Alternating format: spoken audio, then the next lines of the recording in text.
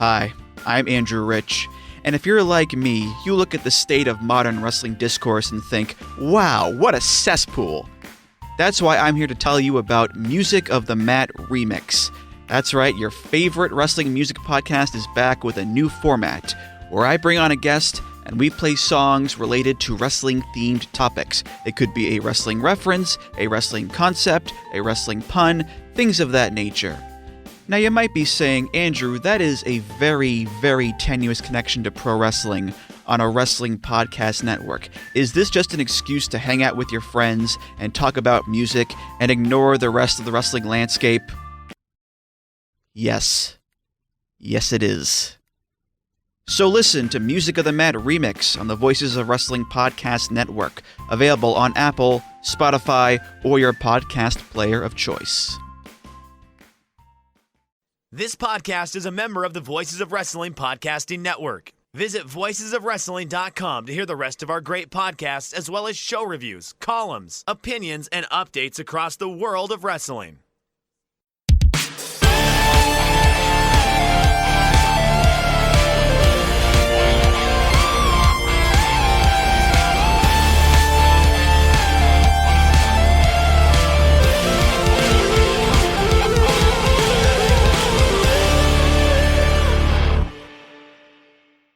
Hello and welcome to this week's episode, or the second episode of the week, however you want to count it, of The Good, the Bad, and the Hungy. I'm your co-host Fred here with Tyler Ford. We swapped intro roles. It's weird. Tyler, how's it going? I don't know how to feel about this, Fred. You doing the intro is very, very odd, but you know what? Let's roll with it. And it's kind of a good metaphor for the show, because what a fucking weird show we just watched. It was a weird show. A lot of good on it, and some, at least one notable bad. I mean, I thought that there wasn't very much bad, and then we got the main event, and we'll get to that. Do you want to, before we even get into the show, I want to give you a chance. Ray Phoenix has left the company. A bit of a string of releases / contract expiries. Do you have any thoughts on that? I think it was interesting, the timing of some of these releases. So one of the big things that Tony Khan talked about when they created the company was, hey, we're not going to do like cuts. And then he did like a slew of roster cuts, but it's like that slew of them, like Anthony Henry, like they were all like on a per day basis. Anthony Henry was brought back, but it just kind of took away a little bit of a leverage point. Well, these ones are all guys who wanted to go. And it was like he waited for the right time, almost like waited like, well, you guys asked for it. I'm going to make you wait it out because, hey, this is a sports contract. I'm going to hold up my end of the bargain, and so are you. And it was almost just like he decided, fuck it. I'll just let him go. My conspiracy theory, though, Fred, is he let all these guys go at a time where WrestleMania plans were already set in stone and they weren't going to be included in prominent places on the card. Interesting. Maybe there is something to that. I don't know. I think he probably wouldn't have had too much to worry about. I mean, I think that if WWE wanted to use these guys, the various people that have been released recently in big roles, they would have. But I don't think that any of them would have really made much of a difference other than, WWE stands online freaking out about it, just claiming that AEW's dead. The weird partisan people. AEW is dead, Fred. Did you see that main event? The crowd was dead. They killed him. Not in the good way. Do you want to start with the main event, or you want to go like from the start on? Let's go from the start, because I think that this pre-show, Fred, rocked. I had so much fun watching the pre-show. I will say I have not seen, because I just don't have the bandwidth and time right now to watch a lot of Ring of Honor. What in the world, like Vanilla Baby Blake Christian? Oh, I don't know about that. I laughed so hard when I saw that, man. I laughed so hard because you know what? It's funny, but it's also kind of weird and creepy, which is almost the perfect Blake Christian aesthetic because he looks kind of weird and creepy. You said it, not me. Yeah, when that came up on the screen, I was like, I think I had it muted at that point in time for one reason or another. I was like, what the hell is this vanilla BC thing? I thought this was the match of the pre-show. I mean, granted, it was like 3.5 stars. But that was a very fun, fast-paced match outside of one terribly executed Poison Rana on the apron that just went horribly. Blake Christian, I don't know if he under-rotated or what, or if he and I even forget who did it now. Didn't take notes. I think that was Hologram, maybe. If they were on the same page or what, but that just looked ugly. But I thought the rest of the match was very fun. Yeah, it was just look, pre-show matches don't need to steal the show. Yeah. The nice part about how AEW has structured a lot of these pre-shows is it's just guys doing stuff, guys having good matches. And you know what? I like guys having good matches. That rules. So keep doing this. Keep having good matches. Like a 3.5-star pre-show match rocks. It like I wish this was just a little bit more of guys doing stuff because I think like a pre-show opener should be like more of a spot fest. But I had no problem with this. I thought it was noteworthy that they posted on the graphic that Hologram was 17-0, I think it was, or he had a 17-match win streak. It was something along those lines, really hyping up the fact that this dude is like on the biggest winning streak of the company. And he's getting a big push because he's the Tony Khan pet project. And you know what? Hologram also rules. So I hope they get him on Dynamite a little bit more. I know he's more been a Collision guy, but Yeah. let me tell you, they have something with him. I'm not quite sure how they're gonna be able to manifest a lot of it, but they got something. Yeah, I agree. And I think I honestly think Commander is better, if I'm gonna be completely honest here. I think uh Hologram, I think especially in this match showed he's Aramis is still a little spotty at points, a little botchy, but I think both these guys are really good and I'd like to see both of them have bigger roles in the company. Um And I thought there was going to be, sorry, I keep yawning. I apologize. It's early morning here. Early morning there too. But I thought this was going to be like there was going to be a setup later in the show to try to incorporate probably hologram more. But also Excalibur saying hologram weird. Like, what was it? Like? I'm trying to remember what it was because my wife called him out on it.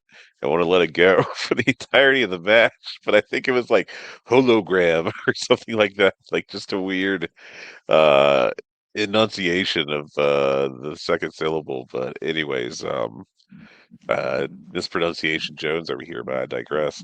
Um, Speaking of Taz, working in my Taz reference, boy, he was on one tonight. He was super grumpy last night. I love Grumpy Taz. It's Taz was at his peak was one of in AEW is one of my favorite commenters of all time.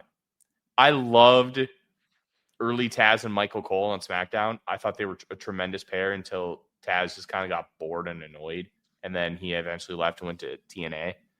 But he promptly got bored and annoyed.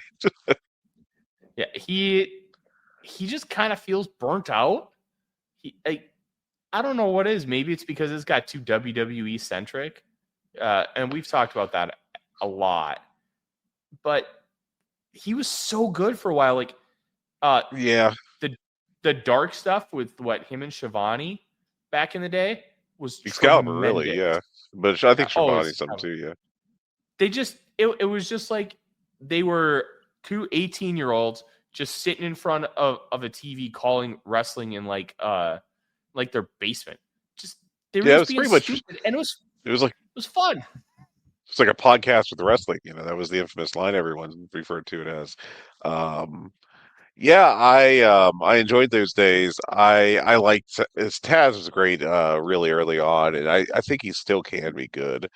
But I agree that we're getting a lot of like burnout Taz, and that's not good. Now, at least last night, it felt like he was interested, even if a lot of what he was interested in was complaining about stuff. Um, he's right about the Big Boom AJ theme song, by the way. Yelling about how that needs to be turned off. 100% correct. Terrible song. But um, yeah. Anyways, I just wanted to make note of that. Our next match was Shane Taylor Promotions, Carly Bravo, Lee Moriarty, Shane Taylor, and Captain Sean Dean against the Undisputed Kingdom, Adam Cole, Kyle O'Reilly, and Roderick Strong. And also with Daniel Garcia, because they've been doing a little storyline with the baby faces there. Um, as a cat keeps jumping over my head. Um, this was a decent little match. It was pretty fun. I really like Shane Taylor in the ring, and I understand why they don't use him more, just because of size and whatnot. But and I thought this was a very fun match, and nothing to really remember, a week from now or anything, but enjoyable stuff. I really enjoyed this. Fred, I thought the finish was phenomenal.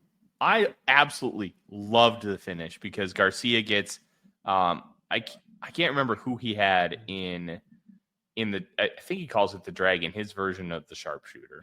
Yeah, the Dragon Tamer, yeah. It's almost like a combination cloverleaf and sharpshooter, the way he kind of applies it. Mhm. It's just a really nice twist on a very simple move that a lot of wrestlers have used over the years. But I loved how he's just staring at Adam Cole like with a big fuck you, and he just keeps raking it in and just staring at him down. Like you don't need to have guys fight to continue building a story. You don't have to have guys screw each other over. You can just have them be a cocky little prick and look at you and say, "Hey, I'm better than you. I won this match. Go fuck yourself." Like it ruled. It was just so simple. And people talk about this company not telling stories.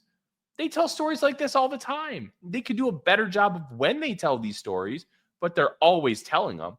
And it's just such a nice little thing to continue building a feud that if you didn't see this match, it's going to be fine. Like if you continue with Adam Cole and Daniel Garcia on Dynamite and Collision, but if you watch this match, it's going to further enhance your enjoyment of that feud.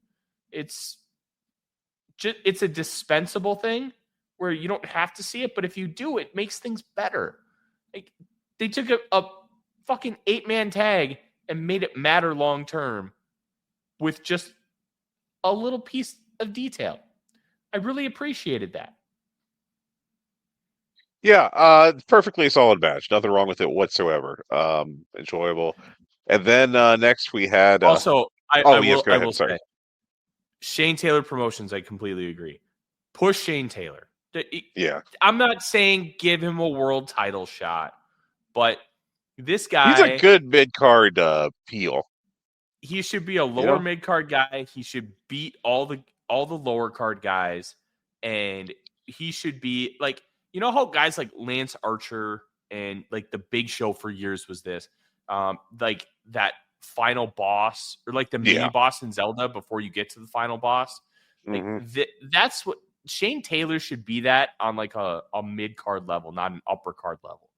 Like you should, like eventually, like a guy like Lee Johnson, once he ends up getting a push, should beat Shane Taylor in that way. Like he should be used more often like that, because I think he's such a solid hand. Nothing's ever going to be bad from Shane Taylor. You're probably going to peak at like 4.25. That's perfect for television. Like you're not and I think him and Lee Moriarty could be like a really nice tag team. I think they work well together, and there's an interesting dichotomy, with their two styles and everything. You got Lee as kind of the active pissant, and then here comes Shane Taylor to knock someone's block off. Bravo and Dean, they seem all right. I'm not super. I mean, it's not like I was digging deep into their AEW Dark 3 years ago or whatever. So I'll say uh, this: I think I'd prefer to watch the Infantry than Private Party. yeah, I'm not gonna say they're outright better. I would prefer to watch them. I might be with you. I'd like to get a little more infantry under my belt before I really come down with a hot take. Um, That Private was Party very are interesting phrasing, Fred. I love it. I'd like to get a little more infantry under my belt. But I mean, Private Party. One thing I will say is that they're very good at selling. Especially, I think it's Isaiah Cassidy that I think is particularly good at that. Um, uh, I think they kind of got exposed a little bit, though the booking did not help them during their tag title run because they weren't really given anything to do after they won the titles. So I can't fully blame them. Um, But yeah, I think the private party thing is a little up in the air. I think going forward with them. And then we had a match that turned into an angle, and what an angle! Chris Jericho was supposed to take on Gravity, who was returning to AWTV after more or less being let go for not being or for being green as hell. And they brought him back.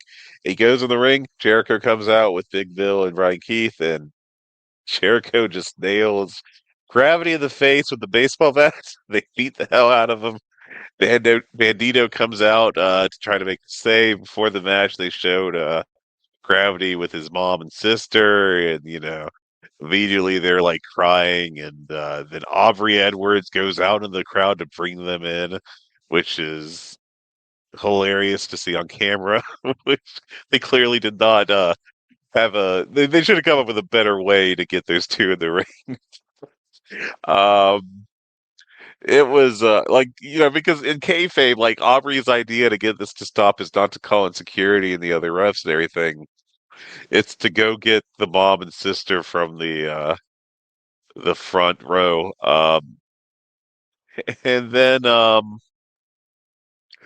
they're over dead ass Gravity, beaten to hell. Bandito's been beaten to hell. The mom and sister are crying, and Jericho just walks up and just completely unnecessarily kicks Bandito right in the face. What a great angle! I love this angle. Jericho, when he's not being a complete goofball, they've moved him away from being a goofball over the past couple weeks.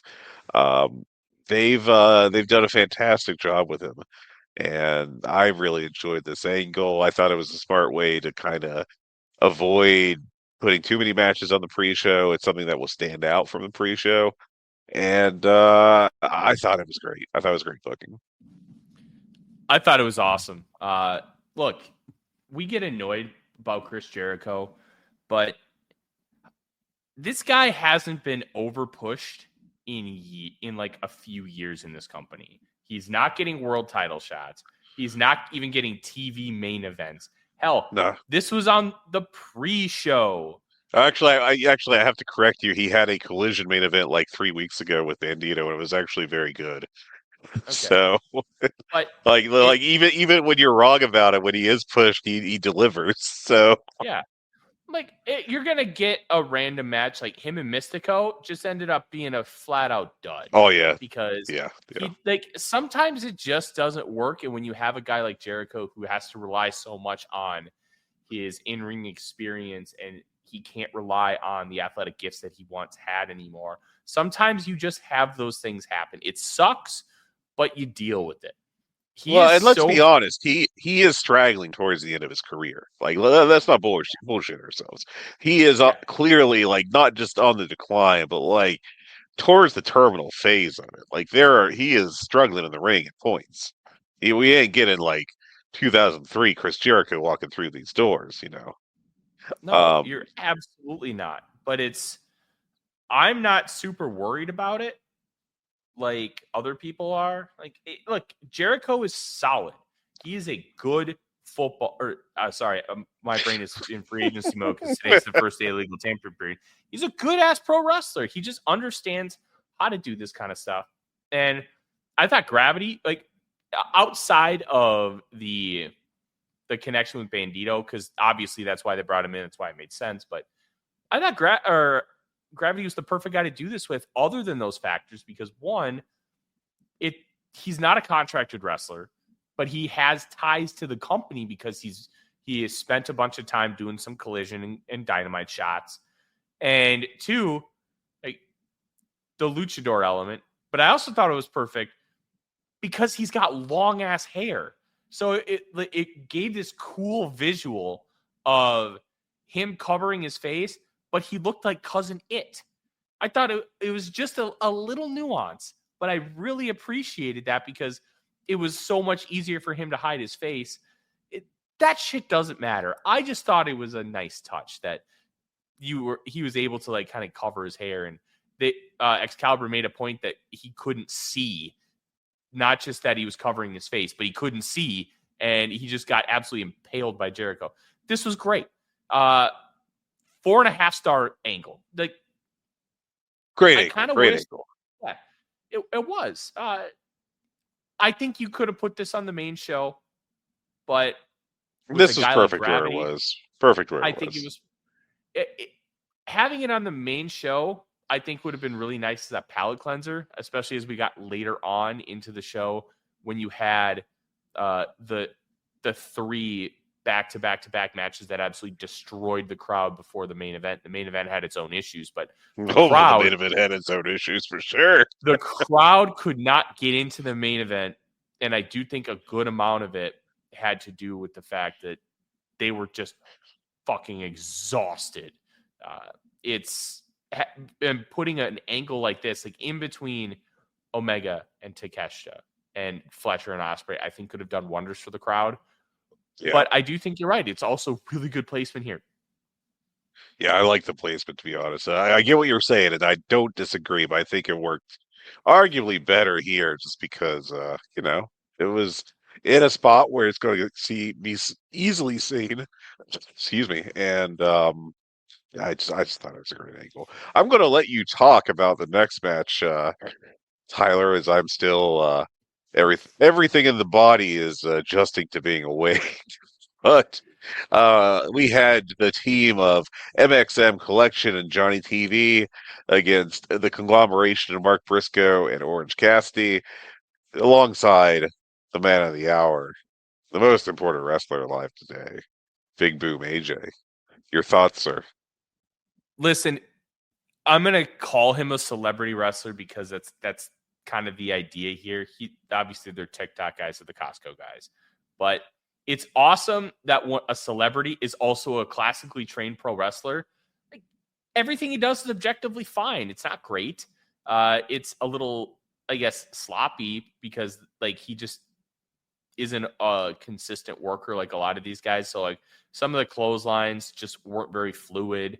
You're going to get some of that. I mean, the guy is obviously in his 40s. He was wrestling back in like the early 2000s on the indies, but he's a classically trained pro wrestler. So it's safe.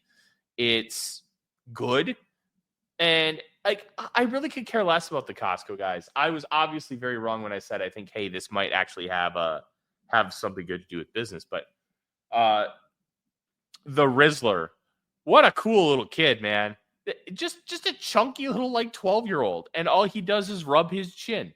Like, that rules. Gets a huge pop coming out of Orange Cassidy. I thought that was hilarious. And then Big Justice is obviously like, what, 13, 14? He just has the biggest baby face. He looks so young. But that powerbomb was pretty solid for a kid. Like, I thought that was good. The match was just solid. The one thing that bothered me, though, is, Fred, have you ever seen the movie Kick-Ass? Oh, Fred went away. Okay, I'll ask him. But it's Big Boom AJ's gear looked like he was a shitty superhero cosplayer in Kick-Ass. It couldn't have been more cartoonish. Like, I get it. You're going to have the double chunk chocolate cookie. But I thought the gear could have looked a little better. Fred, have you ever seen the movie Kick-Ass? I have not, actually. Okay. I'm aware. Big Boom AJ's gear looks like he's a shitty superhero from Kick-Ass. That's funny. I would highly recommend Kick-Ass. It's a very good movie. It's different, but good. Okay. I will say the double choke slam from the Righteous Gemstones guys, Adam Devine, and I can't remember the other guy's name. I think it was Mansoor that took it. Awesome double choke slam. Yeah. That was You got very up for clean, very good. And when you have celebrities come in, it can be a mixed bag, but they made it look good. Mansoor made it look good how he took it. Like, look, this was like a 3-star match. 4.5 stars on the fun scale. Like, this wasn't meant to be anything other than just a good time. And you know what? I had a really good time. Like, I'm okay if you use these guys more in select spots like this. Like, hey, pay-per-view, have a main event the pre-show. It's inoffensive, it's fun, and you can do cool things like that without actually what's the right phrasing here? Without like having a negative impact on the main card. Like, this was good. Yeah, I thought this was a fun little match. Gentleman's 3, I think, applies here. Just enjoyable, man. Exactly going to be getting, best match of the year awards or anything by the end, but it was I will fun. say, this is the first time I'd heard the name that Johnny TV uses for that spring or that split-legged corkscrew moonsault gimmick he does. Calling it the Superstation is awesome. Yeah, it's a good bit. That's good. That's good. Tremendous. Little things matter, man. The Superstation, I popped so hard when I heard that. Well, and that's it for the 0 hour. So we get into the main show proper, and we got ourselves a nice opener. Adam Page, MJF. I thought this was a very good, hard-hitting match. I went 4 flat on it. Probably could have talked myself into 4.25. I just thought this rocked. I thought it was really what it needed to be in the spot. Good work. Hard hitting. Adam Page damn near died when when MJF gave him that kind of running tombstone onto the open chair. God bless. That was a hell of a spot. That was the coolest spot I've seen in a long time. One, like, okay, that chair was steel enforced. I don't know how they did it, but there's no way that chair wouldn't break. That was tremendous. Yeah, I think I'm upping that to 4.25 in hindsight. I went 4.25 plus on it. The fact that one, they were crazy enough to think of that. I've never seen that before. Like a running tombstone pile driver onto a chair. On the seat of a chair, yeah, that's open, yeah. 2, wild stuff. It didn't break, which made it better. Yeah. 3, kudos to MJF and Hangman Page for keeping that safe, because it looked like death, and from what we could tell, Hangman was uninfected at all. I will say, fuck doctors coming into the ring unless they're actually hurt.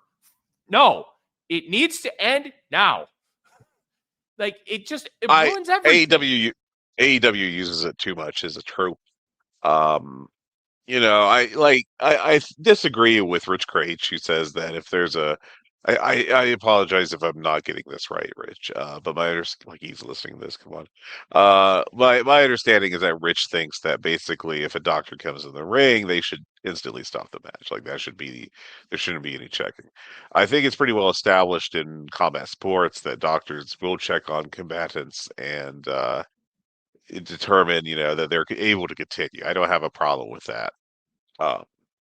But AEW has, in the past couple years, really fallen in love with having Doc Samson get his ass on screen, and they need to do less of it. So I fully agree with that part of it. But one more thing, Fred. Yeah, sure. Go ahead. That was great about this match. The Angels wings on MJF was not very brutal. fluid. It was ugly. It was clunky, but I also think it made it better because somebody like Christopher Daniels made that thing look so fluid because it's his move. This isn't Hangman's move, and I think wrestling could use a little more of when a guy takes a move from somebody else, it's not perfect. I love that.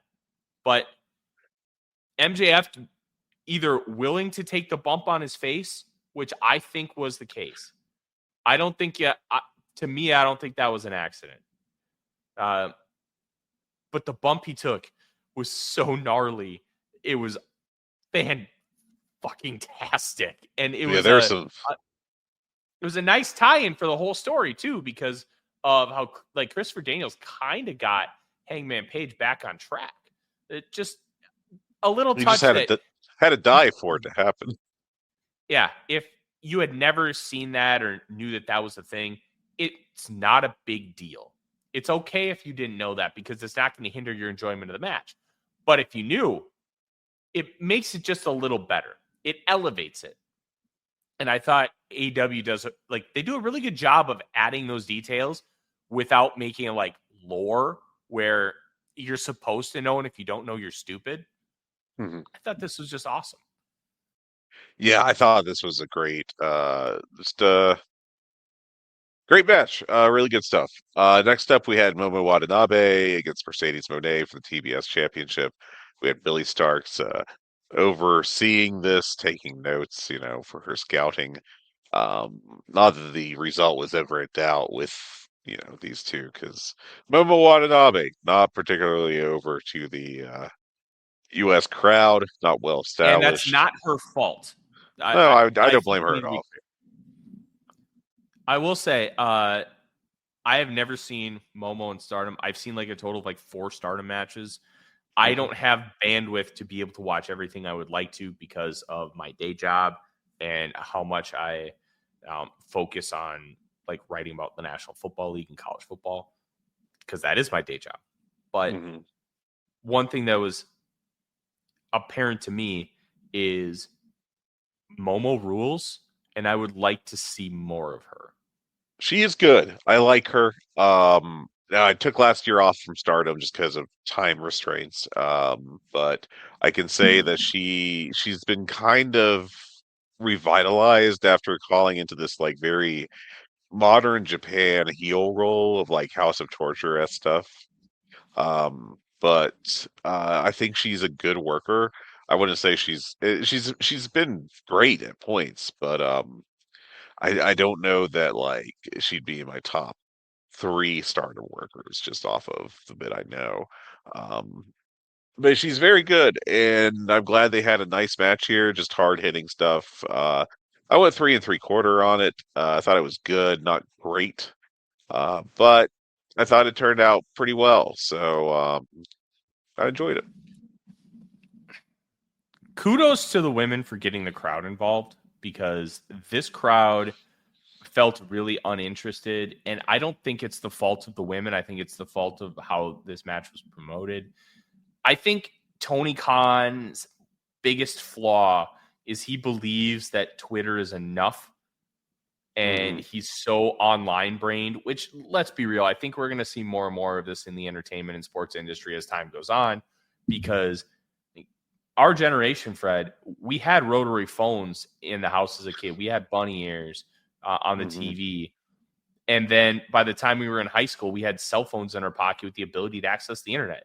We've seen just in our youth the ability to go from something super trivial that was around for decades to something that was brand new and like incredible technology. So we are very online in that sense, but the generation that came right after us, like those that are in their 20s, like the TikTok generation, they're way more online brain. So I think this could become more of a trend.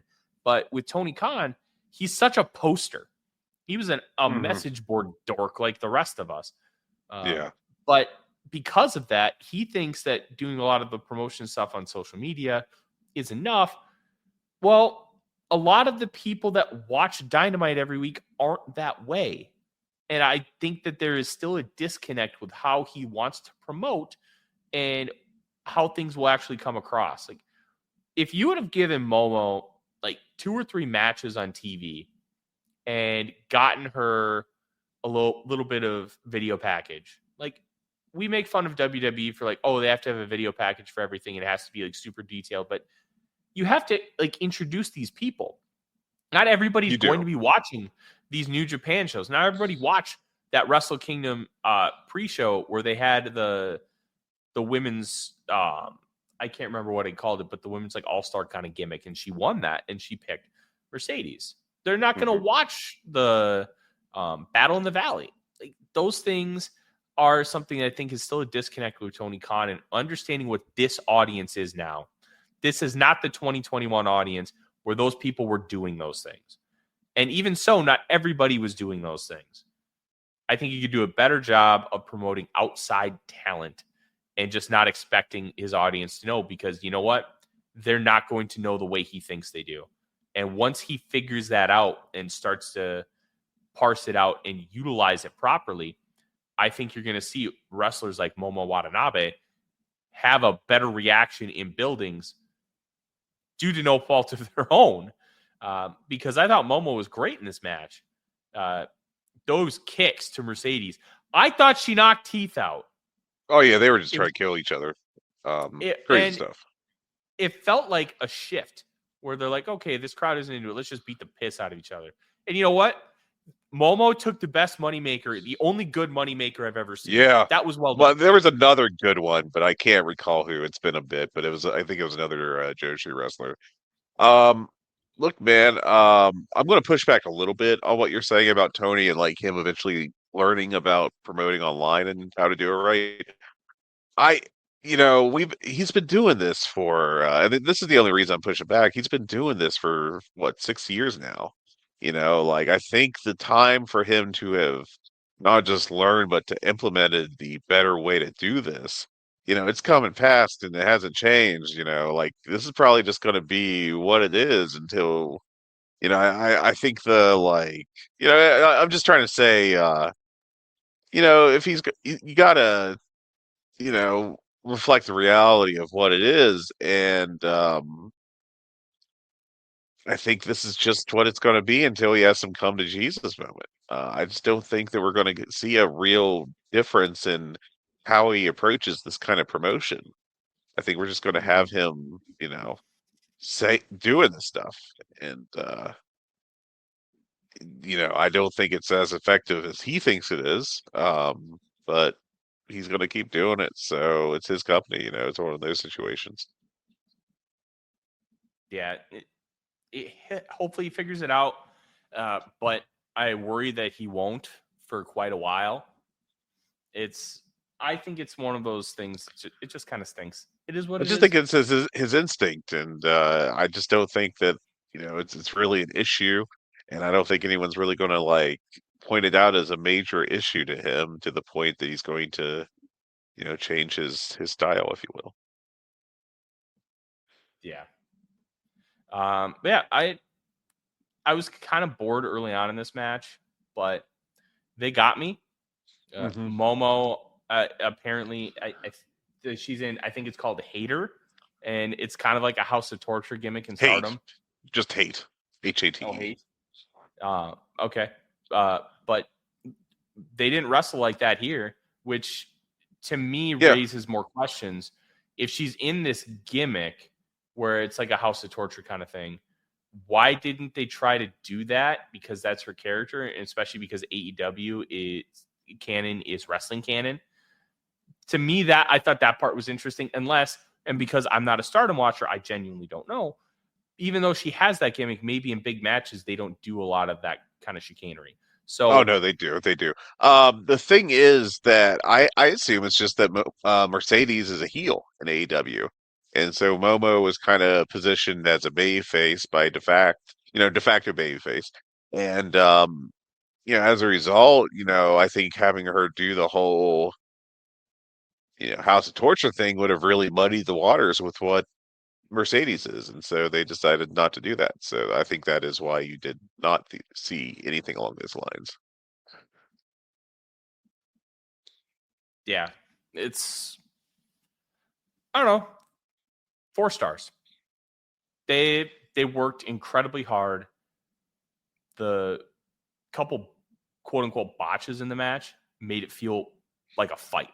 and I'm going to give you credit for that.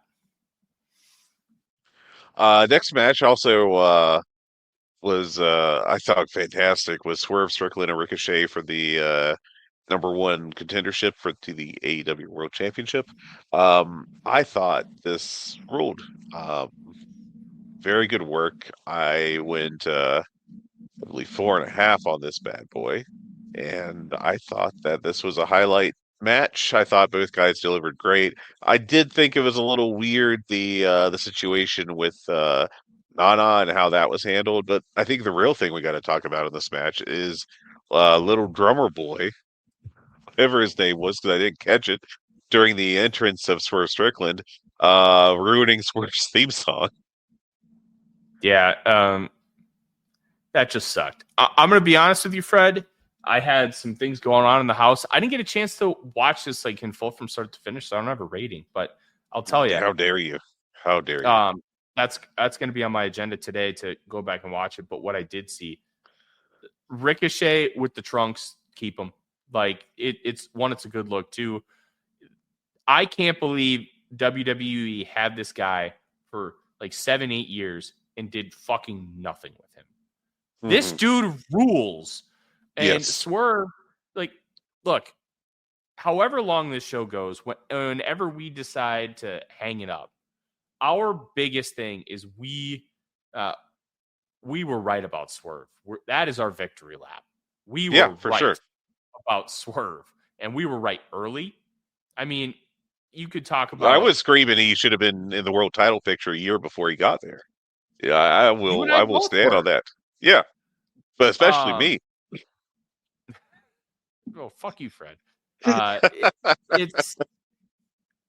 We were also right about Willow, but it was evident back in like Lucha Underground when he was Killshot, which Killshot Dante Fox is going to be a match I watched again this week because that their version of the 3 stages of hell, I can't remember what they call it, is still one of the better matches I've ever seen. We've had this conversation before, but the reality of it hasn't changed. I still have not seen that match. Oh, you are a bad person. Just a I bad person, Fred. You should am. go out of your way to watch it. I know. Excellent pro wrestling match. And there's real hate and heat. But the things I saw in this match were very, very good. I really like Swerve's finish. Isn't it like who is it? Is it Yamato that it's like the muscle bomb, right? Oh, or who in Dragon Gate uses this? Or was it Yoshino? I'm not sure offhand. We need Iron Mike Spears to come back on the show and learn us about Dragon Gate. But whoever used it in Dragon Gate, like I think Swerve does a really good job of doing it in AEW. I think it's an awesome finisher because it looks cool and it looks like it'll put you away. And to me, with the finisher, I want it to look like it'll put you away. Awesome stuff. No official rating for me, but what I saw, I really, really did enjoy. I want to be able to watch with a more critical eye and be able to give a proper rating. So I'm not going to give a rating. Fair enough. But this match ruled. I loved it. I think it would have easily been the best match on like a whole lot of WWE pay-per-views that people are talking about as being like match of the year stuff. Next up, Brody King challenging Kazuchika Okada for the AEW Continental Championship. I know there's going to be some consternation about Okada here for not putting on like a 5-star-ish classic. This is just a nice little 4-star match. It was good. I have no issue with it.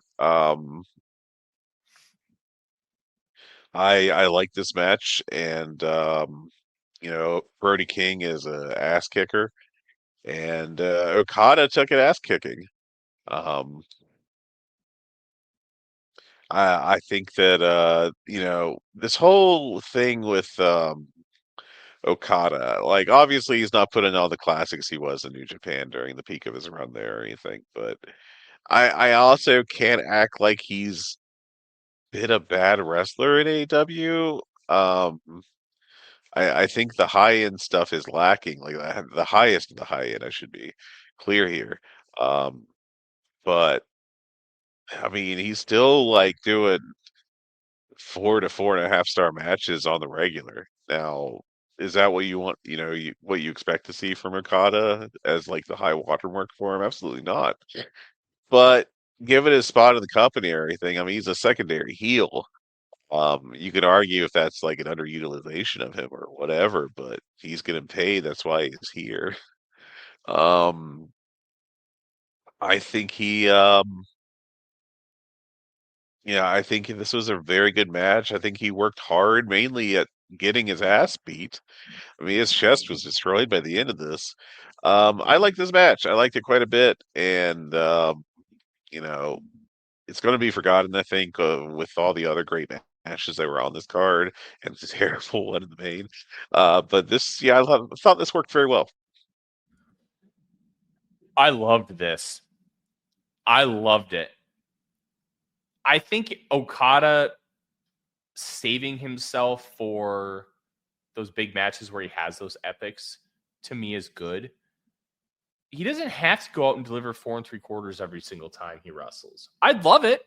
I think it would rock, but not every match has to be an epic. And I think where Okada is and where his body's at and how long we'd like to see him wrestle, I think being smart about it is, one, good for his physical being, and two, it kind of makes him feel special, because like Ospreay just has bangers every single time and it's just insane. But is he going to be completely washed at 35? Like, I have real concerns about that, because he just, and we'll talk about Ospreay being incredibly stupid later on, and how he's kind of using his body in a crazy way. But I thought structurally, these guys only wrestled for 14 minutes? It wasn't a super long match. It wasn't meant to be an epic. It was in the middle of the card. And it also speaks to the depth of the roster that Okada's in the middle of your fucking card on a pay-per-view. But the story of the match was simple. Brody beat the living shit out of Okada. Okada was desperate to hit the Rainmaker. And when he did, he got the win. I thought, like, I'm so over barricade spots, but Okada sitting in the chair and Brody King doing like that running cross body on the barricade, but the barricade not breaking, was my favorite barricade spot in a long time. I don't think that's great. A barricade spot, because it doesn't break the barricade. I just think it's an outside spot. It's different to me. So I think that is semantics. I completely understand your point, but because it was right up against the barricade, I consider it a barricade spot. Your mileage is going to vary on that, but your semantics, my ass. But it's. I thought it was. Hey. I thought this match was good. Yeah. Real quick, what was update the audience on Odie, since I mentioned Odie's issues yesterday when I started the show. I just realized we hadn't talked about that on air. Yeah. Well, I went 4 1/4 plus on this match. Odie's health was at 1 star yesterday. Friday night. Oh, so Odie's a Frenchie. If you guys probably already know that, but he puked Friday night like 5 times before bed, which is a little more than normal. But Frenchies, when they puke, they sometimes puke in bunches because they have sensitive stomachs. And then he puked a bunch overnight. And I took him to urgent care at our vet, and they did an x-ray and found a foreign body, but they didn't think the foreign body was impacting it, but he was sick. So they had this cool gimmick where, like humans, if we get fluids, we get an IV. They have this thing for dogs where it's like a water jacket that they put over you, and the skin absorbs the fluid. It's so cool. And they did that. They gave him an anti-nausea injection. And then just didn't feel good at all on Saturday. And yesterday, Fred and I are about to just record a quick preview because of our schedules and Odie being sick. I got a cold earlier. Took me out. Yeah. As we sat down to record and we're just doing our pre-show banter, Odie pukes again. And it was 24 hours after I can't even remember it. what the drug's name was called, because Fred, I know you would know. Serenia. See, I don't recognize the name Brad, but I'll. It's an anti-nausea medication, but if you puke on it, it's bad. So, but it was right at the 24-hour mark, because they said it lasts for like 24 hours. So I call the emergency vet. They're like, "Well, we can't give you any sort of guarantee." I'm like, "I'm not asking for a guarantee. I'm just being like, based on the information I give you, should I come in?" And they're like, "Well, you know your dog. If you're worried, you should come in." So I tried feeding him. He wanted nothing to do with it. But earlier that morning, he puked up a different foreign body. And it almost looked like a Brillo pad. It might have just been a bunch of hair that collected or something. But when we got to the emergency vet. He was the star at the emergency vet. They all loved him because, of course, they did. He's a cute little Frenchie. And they did another set of x-rays. And the first one, because I brought in the foreign body, they said, "Hey, we actually see the foreign body in the stomach, and then now it's clear. So theoretically, you should be good to go." The other foreign body that they noticed on Saturday was already in his colon. They're like, "Yeah, he should pass that." And at about 12:30 last night, he passed it. It was about like 6 inches long. I still have no idea what it is, but this dog will eat anything, and thank God he's okay. But it cost us about $1,100 between urgent care and the emergency vet. But I have a healthy dog again, so it was a little bit of a stressful weekend, but he's redcircle.com. Yes, if you want to donate to Odie's medical fund, you can Venmo me at Forno08. I'm glad he's doing better. Yeah, he's a good boy. That medicine, by the way, is only for animals, so I don't know what the hell it does. That ain't my thing. Okay, going on. Back to the show. We got ourselves the Outrunners challenging the Hurt Syndicate for the tag belts. If this was the worst show on the worst match on the show, we would have been okay. It wasn't. Fred, I have two things to say about this match. One, I'm going to start with the negative. This match should have been 2 to 3 minutes. It should have been a mega squash. Yes. 4 minutes, give the Outrunners like half a minute of offense tops, Yeah. It should have been, you know what they should have done? The Outrunners should have gotten a quick roll up and sold the fact that, hey, they might be able to get a banana peel win. And then Shelton and Lashley just killed them. That's what it should have been. I wanted the Outrunners to win as a fan, but they shouldn't have won. And Rich was making fun of me in the Slack. He's like, "I'm never giving you the pencil." I'm like, I'm saving my analysis brain for free agency because I'm going to use it so much this week. I just want them to win as a fan. He's like, "Oh, okay. Well, then that's fine." But no, these guys shouldn't win. And if they win, it should be an absolute fluke after like 3 years of them just getting their asses beat.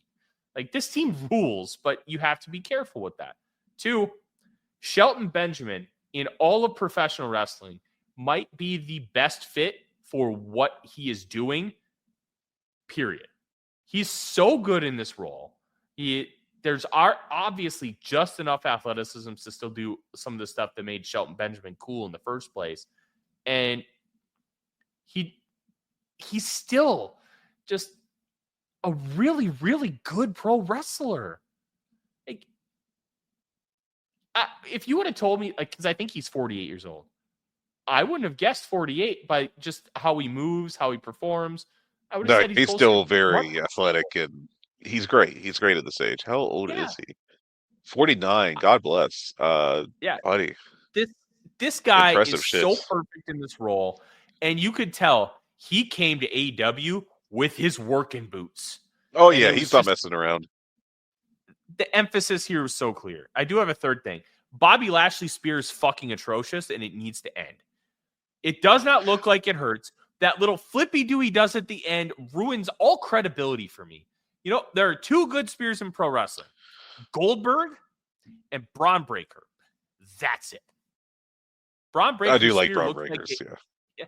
Well, you want to know why? They're football players. They know Mhm. how to tackle.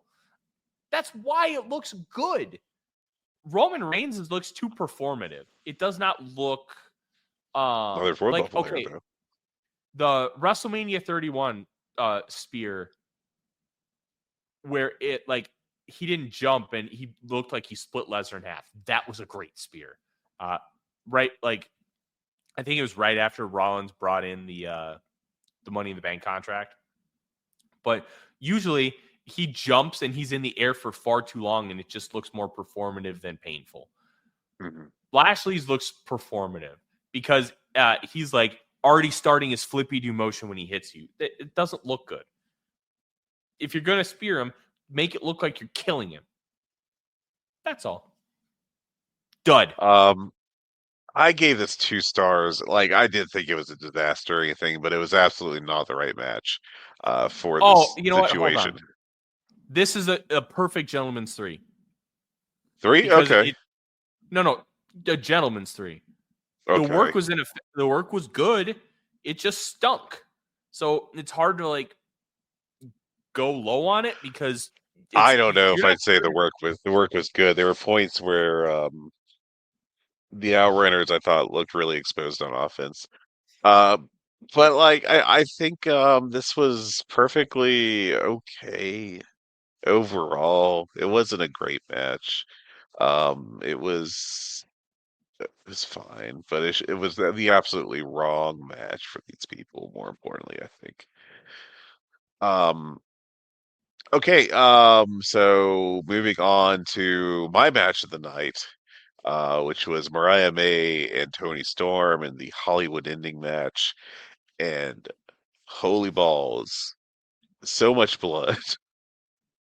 So much blood. This was a brutal match, and I went 5 stars on it. I thought this is just an absolutely amazing match between these two women.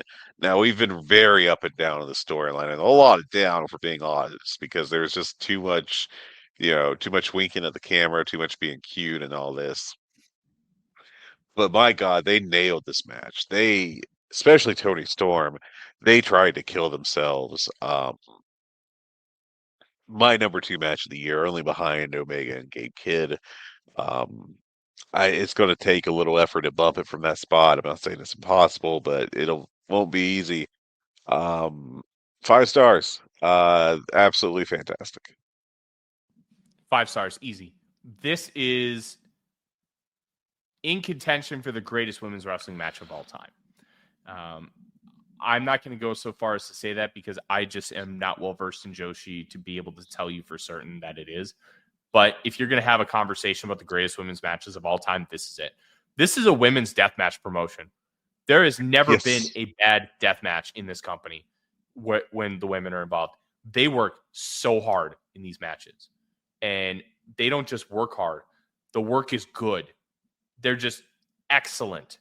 And we can say whatever we want about some of the bullshit leading up to it. But they peaked it very well. I think you could have made an argument that you could have drew this out like another month because I did think the turnaround from Grand Slam to Revolution, which is just 3 weeks, was a little quick. I also don't think it mattered that much because holy shit, was this good. Yeah. Mariah May coming out in the all white, you knew, oh yeah. Oh baby, let's go. You just know when the white comes out. And as Toni Storm is making your entrance, Mariah May is just like, screw this, and just goes and attacks her, and then they just start. And then they beat the shit out of each other. They do the Taipei deathmatch gimmick with the glass. Oh, yeah. Mariah May using the champagne bottle, which I guarantee you was just sugar glass. Yeah. And then hits her right in the genitals with it. Just these women wanted to kill each other. They sold that they wanted to kill each other. And then they actually killed each other. Just, Yeah. you could not have asked for better from these two. They peaked it. They delivered on the violence. No, they felt over real. delivered. I did not expect them to go this hard, and the I fact did. they did really made this match great. I thought there'd be some spots. I didn't expect this much blood. I didn't expect the Taipei death thing. Um, this just rolled. This was if we had more of this in the storyline, it would have been one of the all-time great storylines. As it is, we got a hell of a match here. Genuinely could very easily be the best women's match in North America history. Um, I feel like that there's other options there. I still think that not the cage, but the other match between Thunder Rosa and Britt Baker is a contender. You've got the like some of the NXT picks back during the Sasha Banks days. But like This was special. this was It was special. Yeah, I special. mean, it was really Uh, special. I will say, I kind of wish Luther bladed in this match. Yeah, Luther should Japanese have bladed. deathmatch legend Luther. Yeah. This was awesome, and I'm hoping because it was the Hollywood ending that the timeless character kind of goes away a little bit, and she reverts more back to the normal Tony Storm. Because I do think that If you can we use this as a transition point. if we had just her, being like she's witty and smart and everything, but she just needs to um be less of like a cartoony version of what an old timey actress is. Yeah, I think that works. I just, Brian, I love this. I love this Yeah, so this much. this is so good, so good, so good. This was like Tony Storm is one of the best women's wrestlers of this generation. We can't call her one of the best. Is like, can you call her one of the best North American women's wrestlers of all time because she's from Australia? But the majority of her work is here. It's however you want to parse it out, but I'd argue she's the best non-Japanese woman of this generation. It's possible. I mean, if you're considering her a different generation, I think than Mercedes Moné, maybe.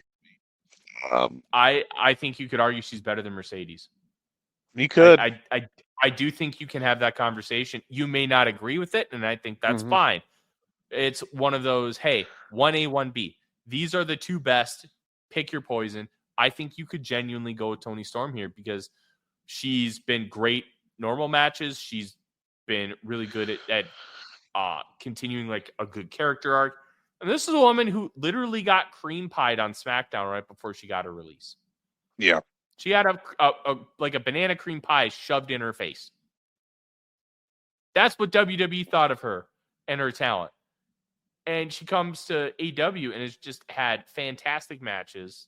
I mean, some duds, but one of the things with women's wrestling that we're going to continue to see until it gets a little bit more stabilized is more and more women want to become wrestlers because it's treated with reverence and respect, is you're going to have duds because the talent pool just is not as deep as the top end of the card is. It's just not there yet. It will get there. And when it gets there, it will be tremendous. But your mid-card women are very volatile in the ring where they can have good matches and they can have absolute clunkers. And I think like Britt Baker is probably more of an upper card, more like a main eventer in this division. She has clunkers and she's one of the better women they have. It's just a part of the growth and development of women's wrestling because it was treated like dog shit in this country up until about 2015 when all of a sudden Stephanie McMahon had an epiphany like, we should treat women with respect. Well, it only took you 45 years. But the talent pool needs to catch up to how it's being treated now. And it's just not there yet. And I think when you look at Tony's back catalog in this company, that is a major factor here. She peaks incredibly high, and hats off to Mariah May. This was not Tony Storm carried the match. They both carried it. This was an incredible performance. I hope Mariah May goes away for 4 to 6 months. And yeah, she needs to take a break. I think she's been on TV a lot, and I think she needs a little air just to refresh. It's a perfect write-off for her. And keep for Tony off TV for a couple weeks too. Keep her off TV. Let her get a refresh. Let her heal up. And this, God, my wife is not the biggest wrestling fan. And I'm watching the show last night, and she comes downstairs. I'm like, hey, don't look at the TV. She's like, why? I'm like, the women are about to punch each other with glass. And I'm just popping because it's the Type A stuff. And she's just like, how do you like this? I'm like, well, it rules. She's like, but why blood? And I was You know, explaining to her, like not every wrestling match should have blood, but blood is good in wrestling when it matters. And these boy, two this is such an hate each other. interesting conversation because, I have the healthcare background and I have, a lot of concerns about specifically, the treatment of athletes in sports. One of the reasons I'm not super into football anymore, American football, is because of CTE concerns, and so I cringe a lot when you see stuff like there's backsliding a little bit, not too much, but enough where I don't like it with chair shots to the head and stuff like that. Like I think that was, that kind of stuff absolutely does not need to be around in wrestling. And blade jobs, like they're I don't really have well organized thoughts on it, but it bounces between it's barbaric and I don't know that we really need them, and it's not so much. I mean, there is a safety aspect of it because are they doing proper blood testing? Like that's always the thing I'm really worried about is bloodborne pathogens and those getting spread around, between people in these matches. And I just hope AEW, in particular, since they're the biggest promotion that does this, is monitoring their athletes' health appropriately.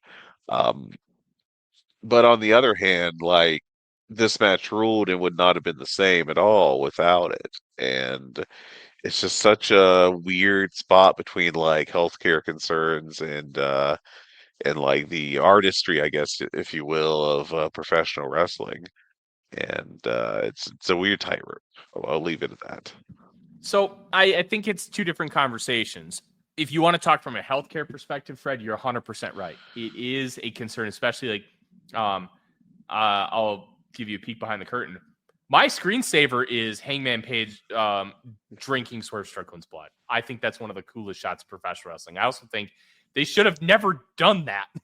It's an That's interesting about where I am. dichotomy Yeah. because it's a split between you should never do this because of healthcare concerns, but from a pro wrestling perspective, God, that's badass and cool. So it's a double-edged sword. It's like a catch-22. And explaining to her like why blood is good in wrestling. The whole point of blood is I'm trying to kill you. I'm trying to destroy you. And some random ass TV main event, like the whole Moxley bled like every match for like, I don't know, like 4 months. That got really annoying because it's like, okay, dude, come on. You don't need to bleed every time. But in a match like this, it's perfect. And you know what? These wrestlers understand the risks. That this isn't 1985. They understand what's going on. They know what the risks are. They're willing to take them. Nobody is forcing these guys to blade. Well, it's a difference between like forcing them and allowing them. And I think that there is an aspect of is it morally good to allow people to do stuff, and that's a whole like we could do a whole separate podcast on it. I didn't really mean to like launch a whole discussion on this subject just because there's so much to talk about with it, but it's something I consider, it's something I do think there's a dichotomy internally for me between those two things. It's a good one because I do think that there is a discussion to be had about how we utilize blood in professional wrestling, not hard way, like blade jobs. That is, Absolutely. It's a good discussion, and you know what? I think it could make for a really good round table But we can have that conversation. I will say time. one thing real quick is before we do move on, just because I remember this happening, is blading is obviously preferable to having a former UFC heavyweight champion shoot elbow someone in the head until they bleed. Um, like Okay. if you're doing that, that was several years ago at this point and everything. But like, just blade, just blade it. Just stop pretending, that you're being safe when you're being actually way more dangerous. Listen, this is where the difference between wrestling canon and reality are just different. In canon, that was so fucking awesome. In reality, it's like, okay. Oh, it's so fucking dumb in reality. I know. Incredibly stupid. Sorry, digression over. We'll move on to our next match, which was Kenny Omega and Konosuke Takeshita. And boy, I'd love to just watch these guys wrestle, and I hope they have several more matches in them. Special performance, some special outing, great stuff. I thought 5 stars. I loved the structure of this match. They knew that they couldn't do what Tony Storm and Mariah May just did. That was and it'd be foolish to follow it, the same kind of way, right? It was a brutal sprint because that Tony Storm Mariah May match lasts 12 minutes. That's all it needed to. Omega Takeshita felt like an epic. It was slow, methodical. This could have been a Tokyo Dome main event, the style that they were wrestling. And I thought that was perfect for what this was. And some of the spots that they did outside with the table were awesome. Throwing Omega on the backside of the table and then the front suplex to have the table spike his abdomen because of the diverticulitis, just tremendous stuff. And it was just great throughout. I thought the kind of the banana peel win for Omega was perfect because Omega's kind of selling still the fact that he was out for a year. That storyline purposes, he's still healing from the diverticulitis, and Takeshita is just more athletic, more explosive. But Omega just uses intelligence and got the win. It keeps a flicker of their feud going. It's not decisive at this point. But Omega needed a win over Takeshita, and I thought this was just a brilliant way to do that without really hurting Takeshita at all, because he didn't really get beat, even though he lost. There's still that essence of doubt that Omega really is better than Konosuke Takeshita. And doing so, I thought was really smart pro wrestling, a really good way to book this match. I loved it. The gear that they both had. So I noticed it, and then we were informed in the Voice of Wrestling Slack channel that it was from, I can't remember how to pronounce it. It was from an anime. Both the guys' gears were inspired by it. But I noticed that both guys, the waistline of their gear was reminiscent of old school boxing trunks,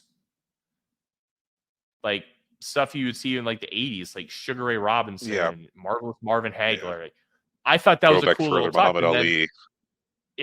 And then of course it's from an anime, which is just perfect because Kenny's a nerd. And then we found out that I think it was John Carroll from Voice of Wrestling, the Wrestling Omakase podcast, which award-winning 2 times a year show now.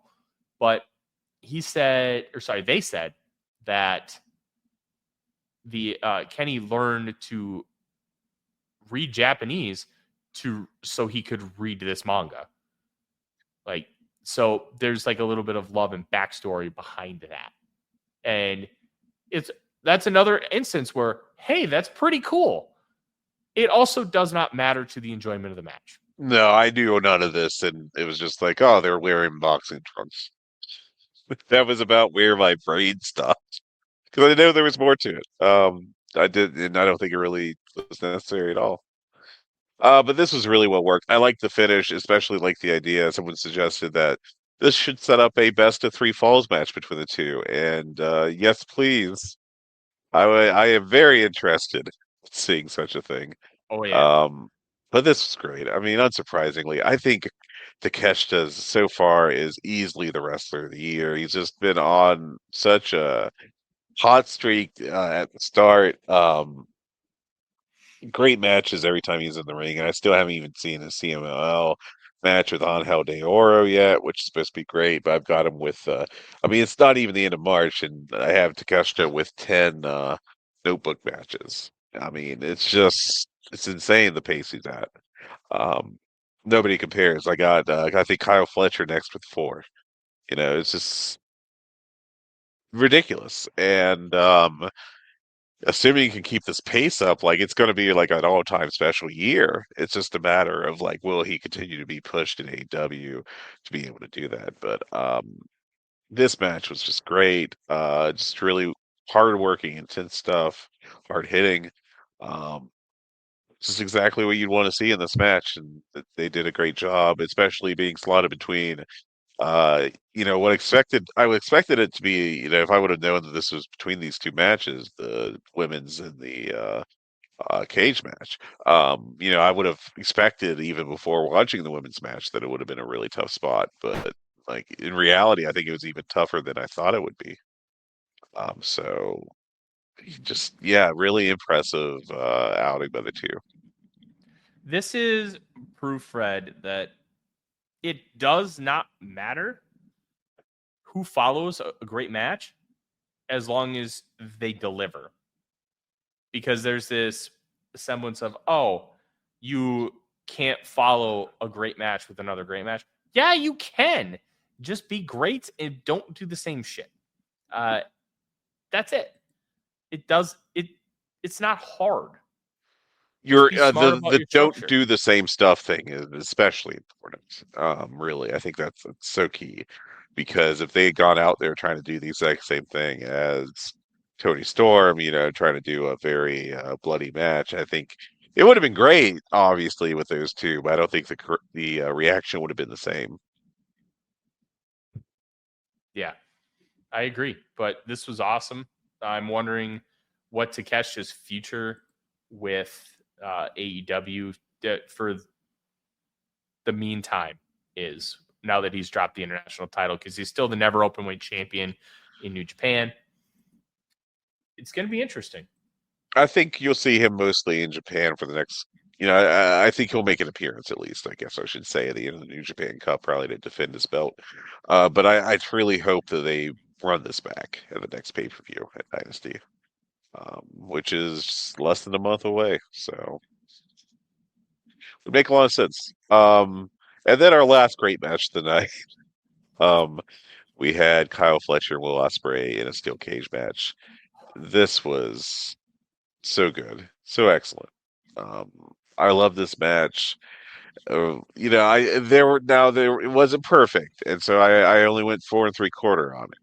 It's so bad. Ugh, grr. Um, but it was tremendously violent.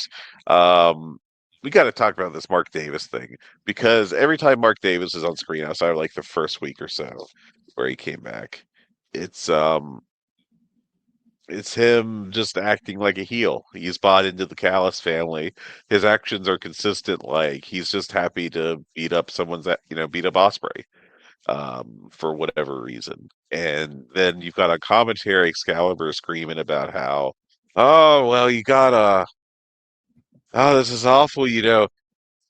Mark Davis is being forced against his will to do this for the Don Callis family, and you're like, nothing in this thing has shown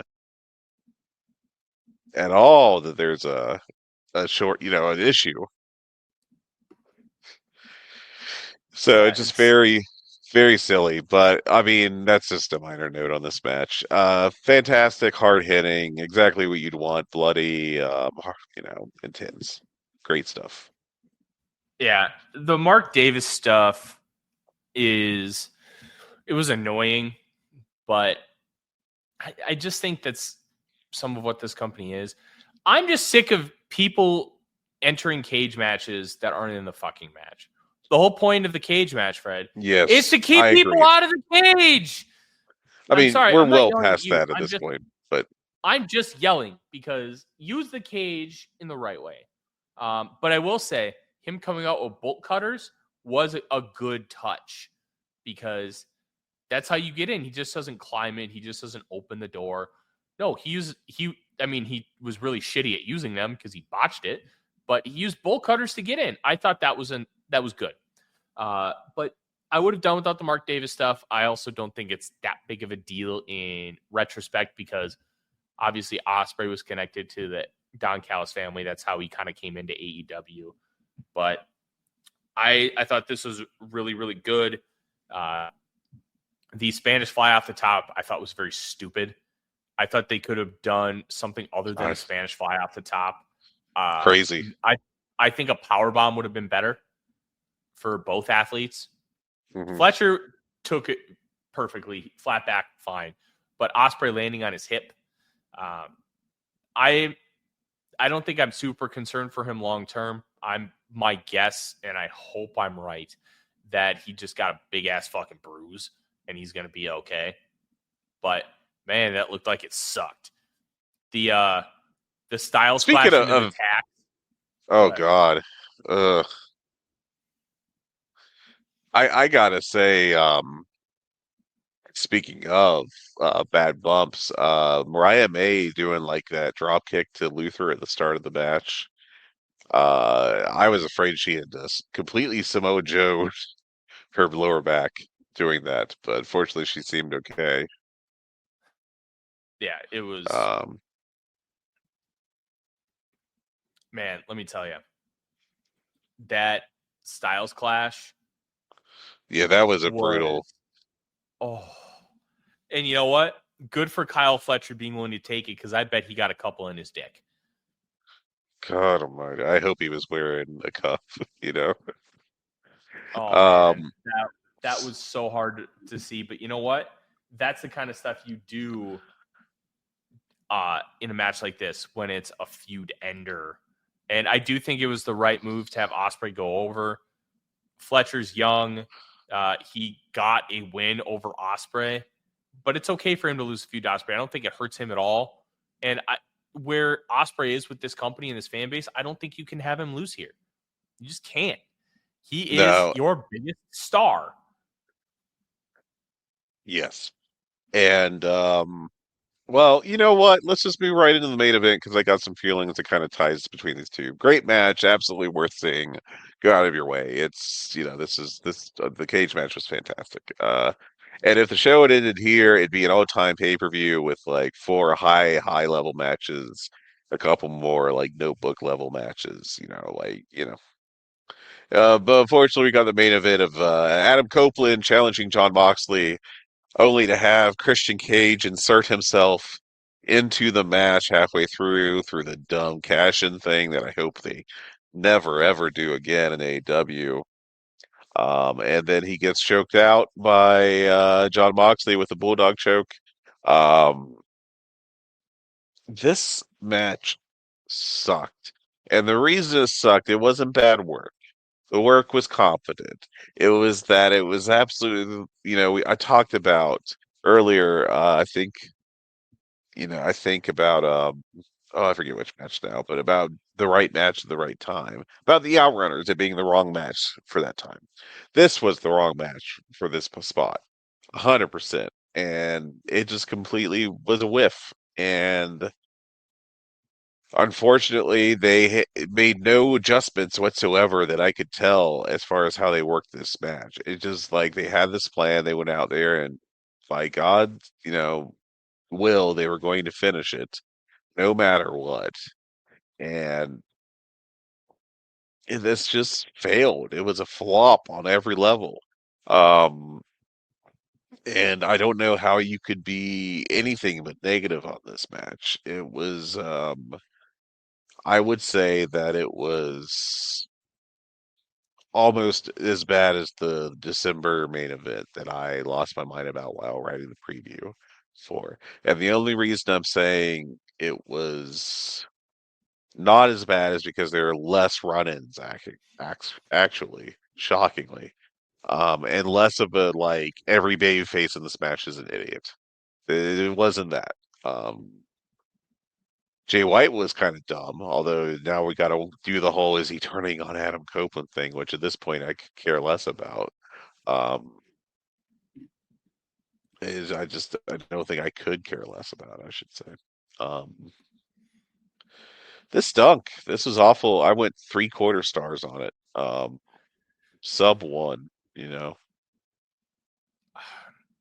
You know, this is one of those matches where I think a gentleman's three might apply because I think the work was fine, but it was awful. It was not I don't know how engaging. you can be. I don't know how you can be gentlemanly about this. You know. I gave it a dud. I didn't like it at all.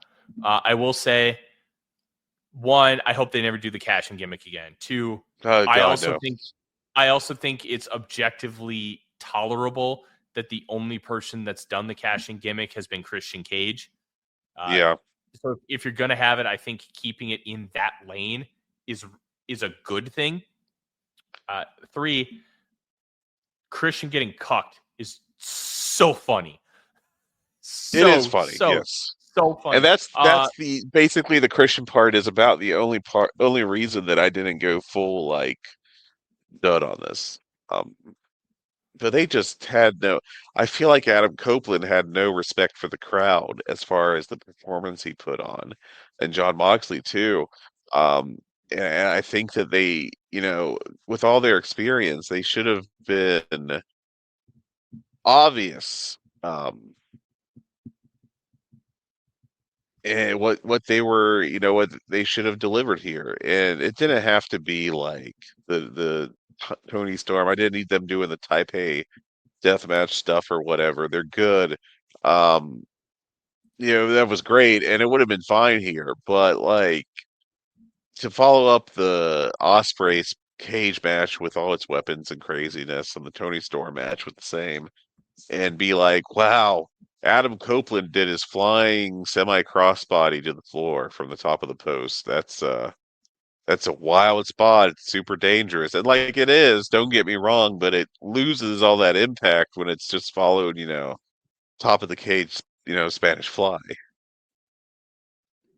Yeah, man, this is just frustrating.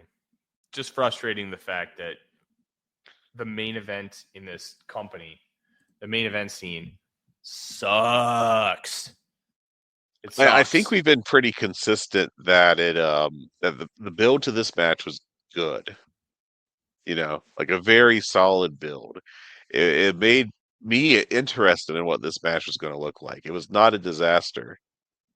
And instead, we got this just kind of aimless, aimless brawl. I guess if you want to call it that. It wasn't even really a brawl, but it just Mm-hmm. Yeah, it just failed. it's just it's so frustrating that and you know what? I'm gonna give Cope credit because this dude works really hard and he wants it and he tries and he does all of these things because he loves this shit and he wants this to be great and he like the effort is there. It doesn't deliver because I think he's too fed brained from being there This for was a big 25 years. example of being fed brain.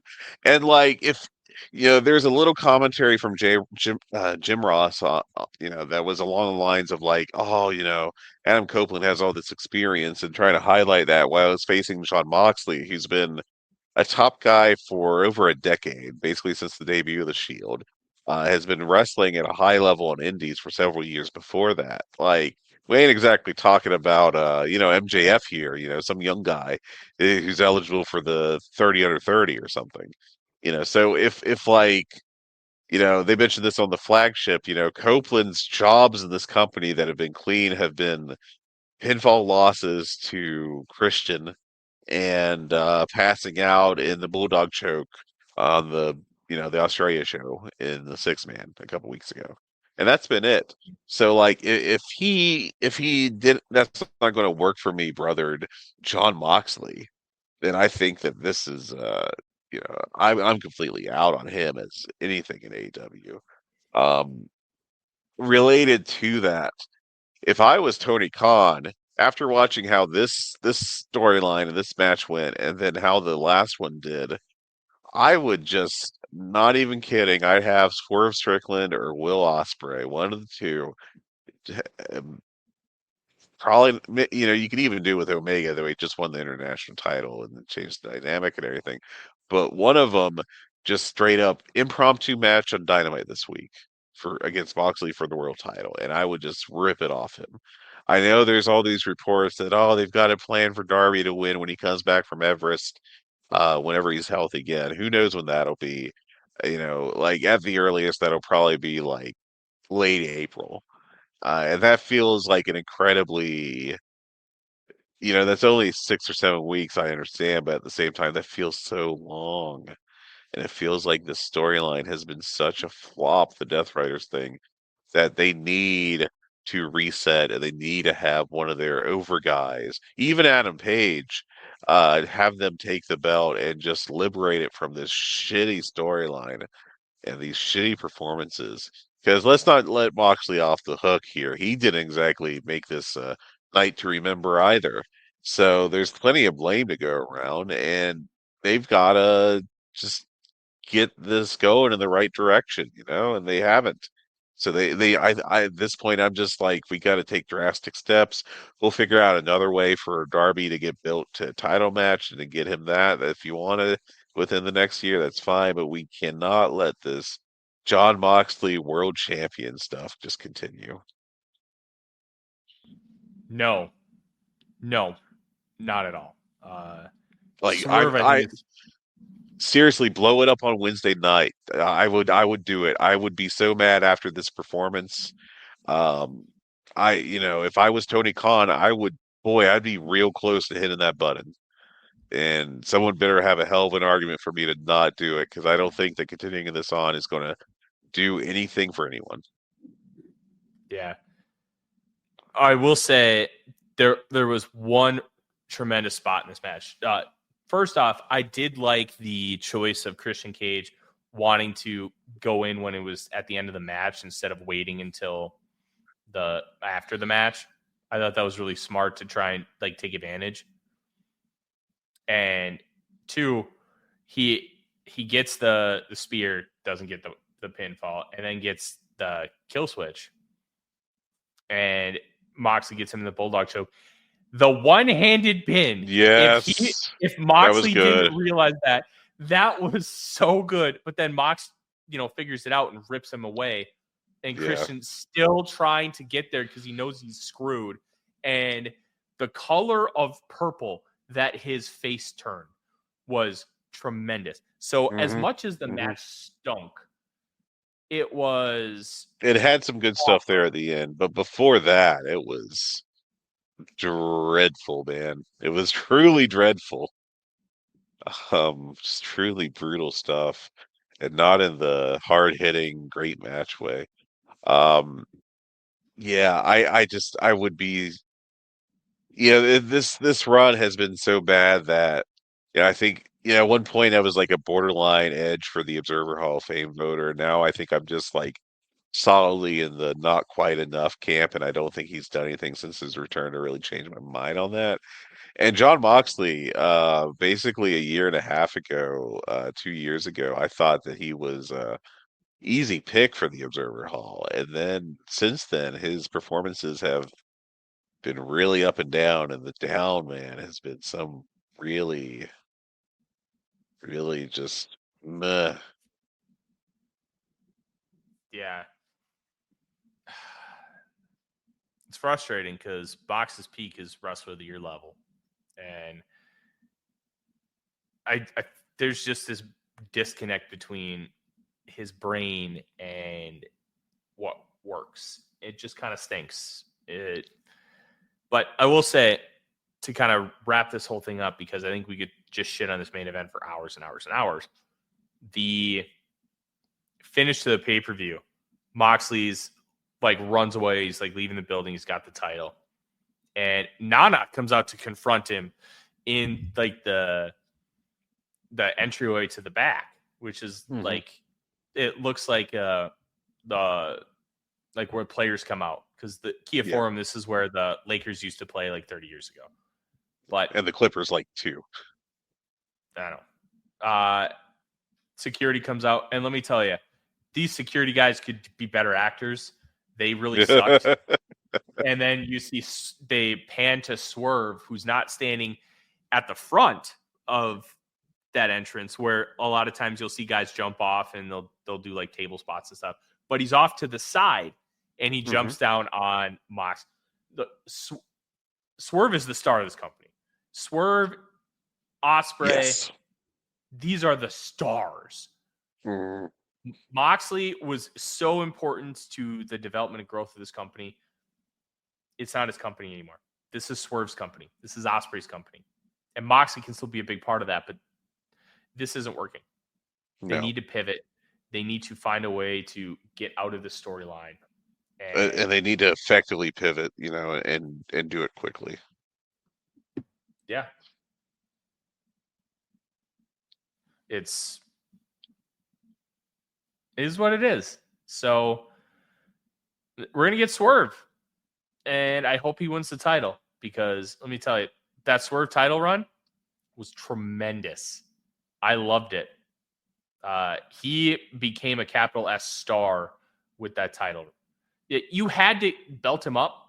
I think it was the perfect time to belt him up, but he still needed to do something with it once he got the belt. And that match with Ospreay did a lot. He did a lot too, to really show that he was a real world champion, a guy that you want to hold your belt, that deserved to hold the belt, not deserved to get it. Because the Chase, like, it was obvious he deserved an opportunity with it. But oftentimes with wrestlers who have not been at that level before, once you get it, you got to prove it.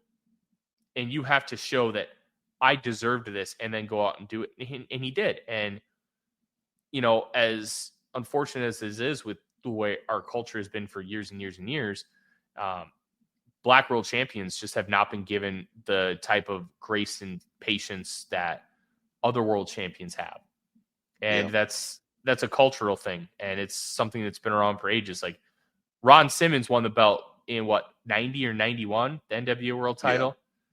Like, other than him, like, Kofi got the belt, but his was always about the Chase. It was never about him holding the belt.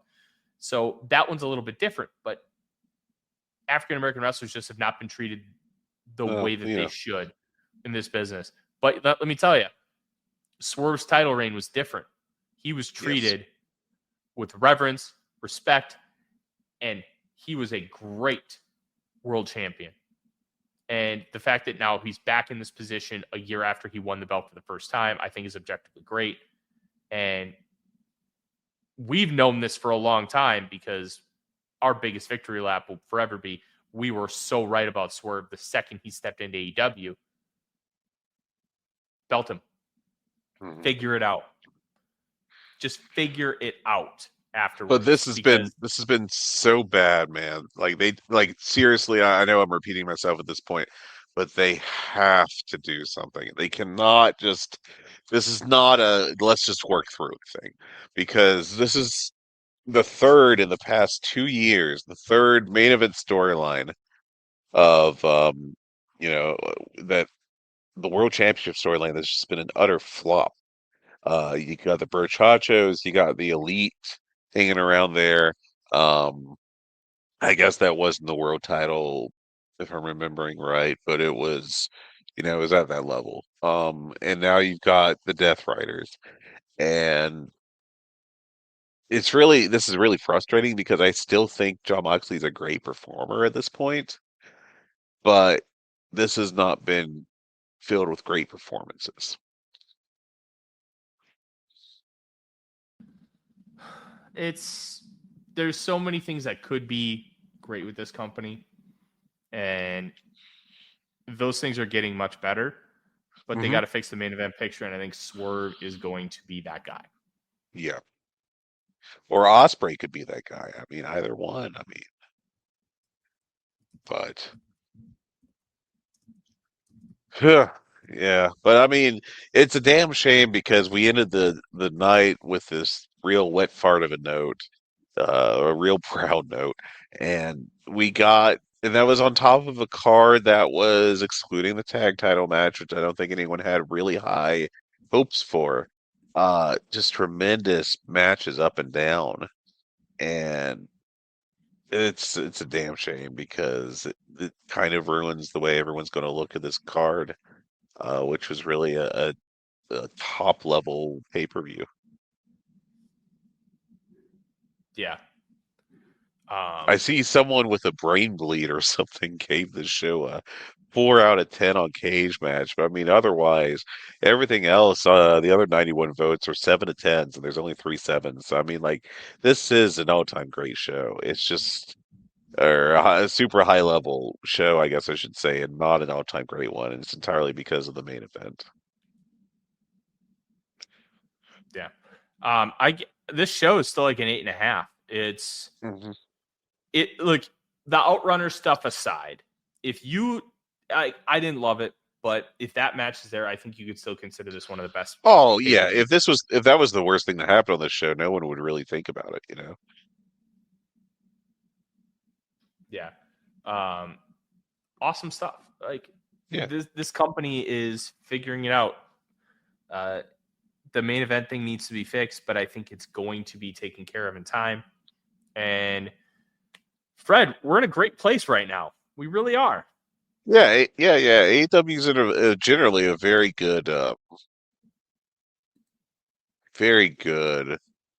spot right now. My complaints aside, I do think that the show overall was a great success. I thought if you forget about that main event, it's a fantastic show. Mm-hmm. Yeah, it's great stuff. Great stuff. But that's our show, man. I'm excited for Dynamite this week. I'm excited to kind of see what the TV looks like post pay-per-view. The post pay-per-view Dynamites usually aren't super noteworthy, newsworthy.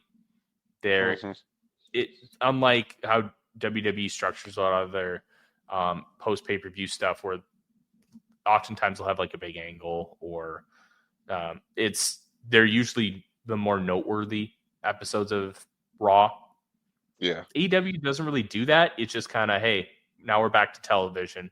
We're going to do our thing. We're not going to force it. But I have a feeling that we're going to get something big. Not big in the sense of, hey, this is going to be like humongous breaking news, but big in the sense of we're going to have a true defined direction now going into Dynasty. And I think that's going to start with the main event. It's going to start with Swerve. And I'm really looking forward to it. Yeah. Yeah, and it's a great time, great time for the promotion. I'm really excited to see where we keep going. Yeah, it's a very, very fun time to be a watcher of all elite wrestling. And I'm glad I finally got to do a pod again, because it's been a little bit. Life is bonkers, man. Life has been chaos. Yeah. But Odie is healthy and free agency is starting. I've got all my ducks in a row. I got to get an article up on Byron Murphy Jr. here in a little bit. But man, you are personally responsible, Tyler, for keeping Aaron Rodgers from signing with the Vikings. Oh God, this is on Vikings. No, this is keep on him you. away from my football team. Keep him away. It's on you. Yep. Keep him away. No, I don't want it. I don't want it. I don't need it. No. I don't need round 2 of the Brett Favre experience, only with a worse quarterback. Mm-hmm. All right. That's the show, everyone. Like, follow, subscribe, tell your friends, recommend it. Want to talk with us? Join the Discord, Voices of Wrestling, where you have our own channel for the show. You can send us an email at our email address. Do I remember what the email address is? Oh, definitely, and I'm definitely not looking it up real fast right now. Just to make sure I don't mess it up, it's hungeepod, HUNGEEPOD at gmail.com. Would love to hear from you. Hope you're all doing well. Thanks for listening. Best wishes to Odie, and we will talk to you soon. Have a good week. We'll see you. I think we'll skip this Dynamite. What do you think, Tyler? Come back next week. Yeah. Sounds like a We'll plan. see you soon. We'll do that. Y'all take care. Bye bye. Do you like wrestling trivia? Then check out the 5-Star Match Game, the Pro Wrestling Quiz Show. I'm Joe Gagney, and every episode, I grill 3 contestants with 5 rounds of power-packed wrestling trivia. We have over 30 evergreen episodes in the archives covering WWE, AEW, Japan, Mexico, and much, much, much, much more. Play along at home and check it out today.